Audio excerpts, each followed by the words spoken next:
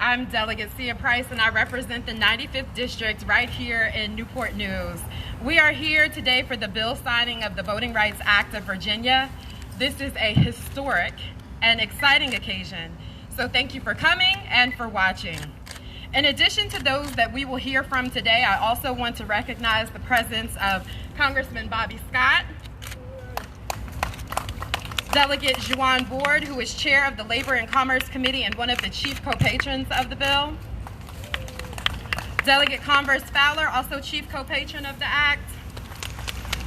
And Aaron Carter with Senator Mark Warner's office. Thank you all for coming. So first we will hear from Newport News Mayor McKinley Price.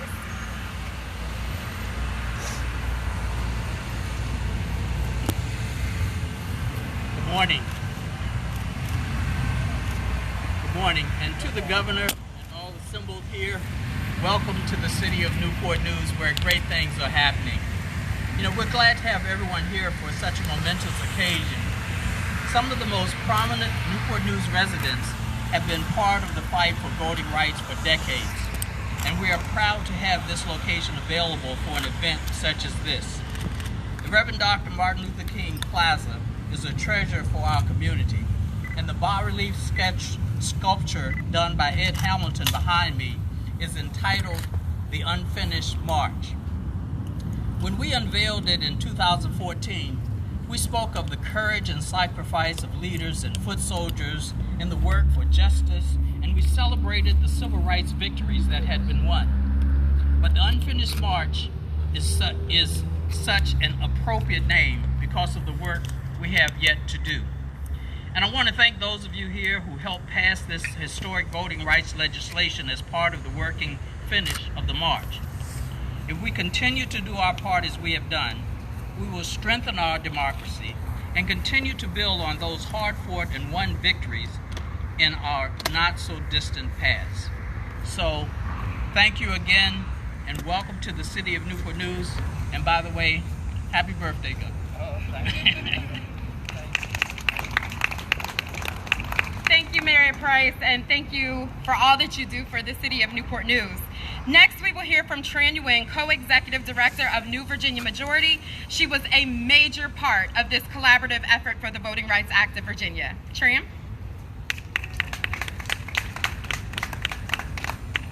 Thank you, Delegate Price, and thank you all so much for being here. For over a decade, we have been fighting. Sorry, I always have to move things down because I'm so short. For over a decade, we have been fighting to expand voting access in Virginia because we know that when we all actually are able to participate and to vote, we actually have a reflective and representative democracy. We've been fighting in the General Assembly since Governor Northam, when you were in the State Senate on P&E Committee, and so we've come a really, really long way. The Voting Rights Act of Virginia is probably one of the most consequential and impactful pieces of legislation that I have had the honor and privilege to work on. You have heard many of us tout over the last year and a half that Virginia is leading the way on access to voting. We've jumped, from 38th in the nation to 12th in the nation. We are making big strides. But we also know that our institutions of democracy are under attack.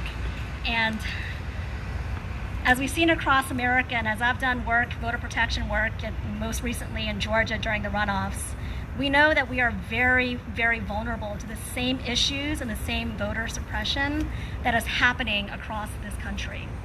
But with the Voting Rights Act of Virginia, we are putting a significant state protection in place so that when voters go out to vote starting this Friday, they can do so knowing that they will be able to cast a ballot free from discrimination and intimidation. And that is a really, really big deal. Finally, I'll just say that while we are leading the way in the country, we hope that the Voting Rights Act can be a blueprint for other states who are wishing to do the same to protect their voters. But our right to vote should not depend on our zip code or where we live. And so it's incumbent upon us to do everything we can to urge Congress to take action to pass both the Voting Rights Act Amendment, the John Lewis Voting Rights Advancement Act, and the For the People Act. And I know things are moving in Congress, but we need to make sure that no matter where we are, who we are, where we live, that we all have access to this free and fair elections and this democracy that makes this country so great. So I really, really am honored to be a part of this effort, and thank you so much for Senator McClellan and Delegate Price for carrying the piece of legislation, and Governor Northam for making the trip down here to sign this monumental piece. Thank you. Thank you, Tram, and thank you to you and your team for connecting so many residents to the democratic process. It was also important for us to have national partners at the table to let us know what was happening around the country as it pertained to voting rights as well. We collaborated with the Lawyers Committee for Civil Rights Under Law, the NAACP Legal Defense Fund, and Advancement Project. Next, we will hear from Judith Browne Dianis, who is the Executive Director of Advancement Project. Thank you, Delegate Price. Hello, Governor. I want to give a big thank you to Delegate Price and Senator McClellan for the work that they've done. Say hello to my friend Congressman Scott, but also want to thank New Virginia Majority for its leadership over the years on these issues. And I'm excited to be here for this historic event when Virginia is going to enact its own Voting Rights Act to protect voters from discrimination. Virginia has come a long way, and the leaders and organizers in this state are eradicating the vestiges of the past. From removing the statue of General Robert E. Lee, to passing progressive election reform, to taking steps to reform voting rights for people with felony convictions, to enacting the state's Voting Rights Act, Virginia is serving as a model for building an inclusive democracy. In the midst of a wave of voter suppression laws that are sweeping the country, Virginia took steps to protect voters from barriers that would make it harder for people of color and others to participate in our elections. More than 400 restrictive voter suppression laws were introduced in the state legislatures throughout the country this year, with 18 enacting 30 laws. The most notorious: Georgia, Florida, and Texas. Virginia has rejected this. Virginia has said no to the false claims of fraud and intentions to deny voters of color the freedom to vote. The Virginia Voting Rights Act should serve as a model for other states and be an impetus for Congress to take steps to protect all voters. From someone who has brought voting rights lawsuits against the state in the past, I thank you for stepping up to ensure free, fair, and accessible elections. It is the freedom to vote that will improve conditions for all Virginians so our communities can thrive. We know when we make voting accessible, people participate. With the enactment of the Voting Rights Act, the election law changes, and next year, the constitutional amendment to end the ban on voting for people with felony convictions, not only will you be able to say that Virginia is for lovers, but also you will be able to say Virginia is for all voters. Thank you. Iconic. Thank you, Judith, for you and your team's hard work on this and in protecting our democracy. We will now hear from my partner in good trouble, Senator Jennifer McClellan, who represents the 9th Senatorial District in Richmond. She is the chief sponsor of the Senate Companion of the Voting Rights Act of Virginia. Senator? Thank you, Delegate Price, and good morning. Good morning. In his final words to us, John Lewis said, "Democracy is not a state. It is an action that requires each generation to do its part to build the beloved community that he and Dr. King worked so hard to build, and we have not yet achieved." And the history of our country, the history of our Commonwealth, and the history of the families of many of us here today show the struggle that making democracy available to all has taken. Virginia was the birthplace of American democracy over 400 years ago. Virginia was also the birthplace of our current form of government, a government by, of, and for the people. But that government, when created, was not for all of the people, because some of the people were seen as property.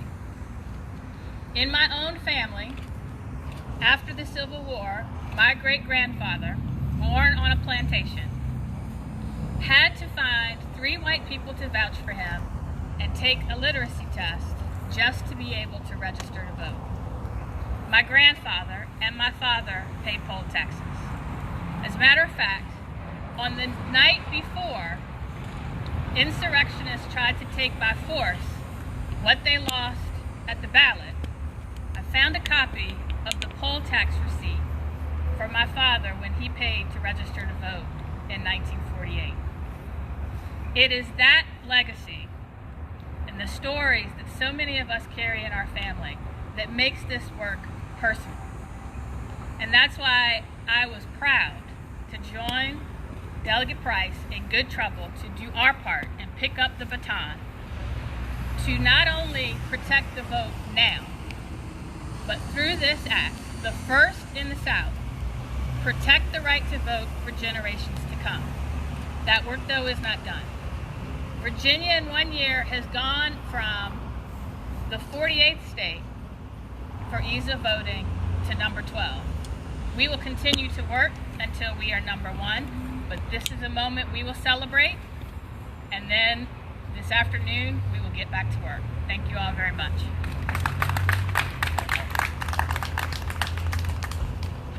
Thank you, Senator McClellan, for your tireless efforts for the fight for what's good and right for the Commonwealth. And also thank you for highlighting the significance of this legislation within the context of the history. It is important to know the facts of our history so that we can be best prepared for our current work to build a better future. Let's make it plain. This is a crucial time in our nation, and this is the fight of the current generation. The first major blow to the 1965 Voting Rights Act was in 2013, followed by a recent Supreme Court decision this year that took the rest down with it. We would hope that we would be beyond needing the Voting Rights Act, but like clockwork, systemic racism reared its ugly head and has allowed these heinous laws we are hearing about in national news. In other states, legislatures are punishing voters for showing up to exercise their right to vote. Because of historic participation in 2020, they are trying to make it harder to vote moving forward. Our sisters and brothers in states like Texas and Georgia have long lines, and now you can't even offer food and water while they're waiting in line. They also have partisan observers that are able to go in and intimidate voters while they're simply trying to vote. They're cutting back early voting and vote by mail, and that's just plain wrong. And we can't have that here in Virginia. It's really interesting that we would have a protester when we're trying to protect the right to vote, but we know that we're doing the right thing because our voting rights are the entry point into the democratic process and choosing who will be working on behalf of the people in the halls of government buildings. It's our ability to vote, to have our say, and to be heard.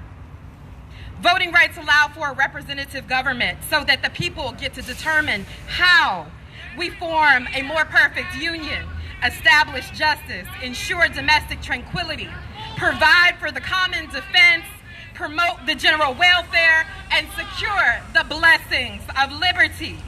We cannot do that with active attacks on voting rights. And to be clear, voting rights have not been under attack in general. They've been specific and purposeful and intentional ways to suppress and undermine the voting power of Black and brown people. It's the federal government will not act on our behalf. We knew we had to take action, and the Voting Rights Act of Virginia does that. But basically, we won't have discriminatory voter suppression practices like other states because of the leadership here in Virginia. To find out more about the bill, you can go to tinyurl/Voting Rights Act of VA. I want to thank all of the partners again who helped make this possible. including Delegates Ward, Aird, and Converse Fowler, my chief co-patrons in the House. Thank you also to Attorney General Mark Herring and his team that helped this effort and who has already been active in enacting enforcement of this law. And thank you to House Appropriations Chairman Luke Torian for working with us to allow $5 million to go toward voter education and outreach efforts and to help us adapt Sunday voting. And to those who do not support this legislation, I invite you to rethink your silence or active acts of voter suppression. I invite you to come along with us into the future of a more fair and equitable Virginia for all Virginians, not just a select few. As has been stated, this is the first state-level Voting Rights Act of the South and the most comprehensive version in the nation. We are truly making history and serving as a role model for other states. And as I conclude, all of this is at work with the expansion of voting, 45-day early voting period, vote by mail and ballot drop boxes, enhanced access for voters with disabilities, expanded types of voter ID that can be used, and so much more. We are changing the tide here in Virginia. We are building on the work of Reverend Dr. Martin Luther King, Ida B. Wells, Ella Baker, Evelyn Butts, Fannie Lou Hamer, and so much more. It was the work of organizers, advocates, activists, voters, and legislators that got this done together. We arrive here today because of our collective determination to keep Virginia moving forward and our refusal to repeat the disgraceful history of voter suppression. And to my younger folks watching, remember that John Lewis was 23 when he took over as president of SNCC and 25 when the Voting Rights Act went into effect. You have the power to speak up. We saw it last summer. Use your voice to protect your vote and your legislative agenda. It will be at risk if you don't. Voting rights impacts all other issues. As Audre Lorde said, there is no such thing as a single issue struggle because we do not lead single issue lives. So whatever your issue is that you are passionate about, whatever issue wakes you up in the morning and wants for you to be the change and do the work, voting rights impacts it. Today we are showing the world that Virginia will not let domestic terrorism, false narratives, or the desperation of cheaters to win. We have made history, we have made progress, and we refuse to go backward. And now, it is my pleasure to introduce the 73rd Governor of the Commonwealth of Virginia, who has been a part of this collaborative effort to protect voting rights and expand access to the democratic process. Governor Northam has long been on the right side of this issue, and I want to welcome him at this time. Woo! Woo!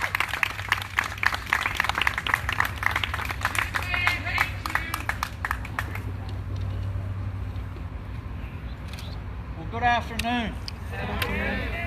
And it is a good afternoon, a beautiful day that God has given us. As I like to tell people, it is always good to be back in 757 and just appreciate everybody being here today to witness what is an historic day in the Commonwealth of Virginia. And as was said, we are now number 12, but we pride ourselves in Virginia being number 1 at everything, so we still have some work to do, and we will do it. But first of all, I'd like to recognize again some of the elected officials that are here. First of all, my friend who represents us in Congress, started in the House of Delegates and then the Senate, and now is in the United States Congress, Bobby Scott. Bobby, thank you so much for your leadership over the years. Wonderful work. And I know we have Delegate Congress Fowler from Virginia Beach. Thanks for being with us today. And Delegate Nguyen Ward, thank you so much for all of your great work in Richmond. Judith and Tram, thank you so much for taking time out of your busy schedules, and welcome back to Virginia. I want to start by talking about the two patrons of these bills, Delegate Sia Price and Senator Jennifer McClellan. I have watched a lot of policymakers throughout my years, and while a lot of us sometimes say we should do this, we want to do this, they do this. And they knew that this was important for the Commonwealth of Virginia and took action. So to Delegate Price and Senator McClellan, thank you all so much for all of you. This is personal to me, and I want to mention a couple reasons why this afternoon. To anybody else in the audience that wore the cloth of this country, who served in our military, I say thank you on behalf of Virginia and on behalf of this country. But voting is the backbone of our democracy. And anybody that took the oath to serve in the United States military did so to protect our country, to protect our Constitution, and to protect our voting rights. And so I have always felt very, very strongly that everybody should be allowed without any obstacles, without anybody trying to suppress the vote. Everybody in this country should have the opportunity to vote. And so I am very excited to be here today to sign this. The other thing that's really personal to me, and Tram mentioned this, I served in the Virginia Senate for 6 years, and I had the privilege of serving on elections and privileges, and they deal with voting laws. And every common sense piece of voting legislation that we introduced when Democrats were in the minority was either not heard or rejected, defeated, either in subcommittees, committees, or rarely did it get to the floor of the Senate. But I am so proud that this past year we introduced and passed legislation to remove some of those roadblocks.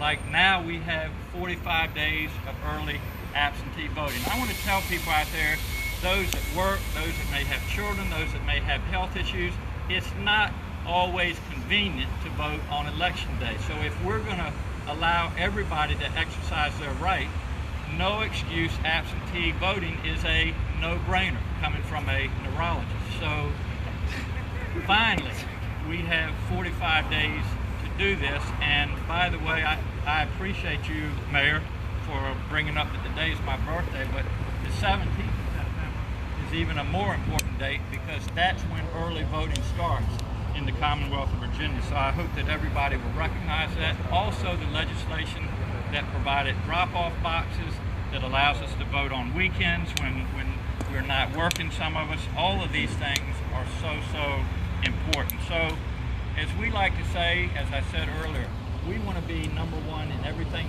We want to support everything that we can do in Virginia to make sure that people support democracy, that they get out and exercise their vote. So again, to the patrons, to the advocates who have made this day possible, I say thank you, and let's go ahead and sign these pieces of legislation. Thank you all so much.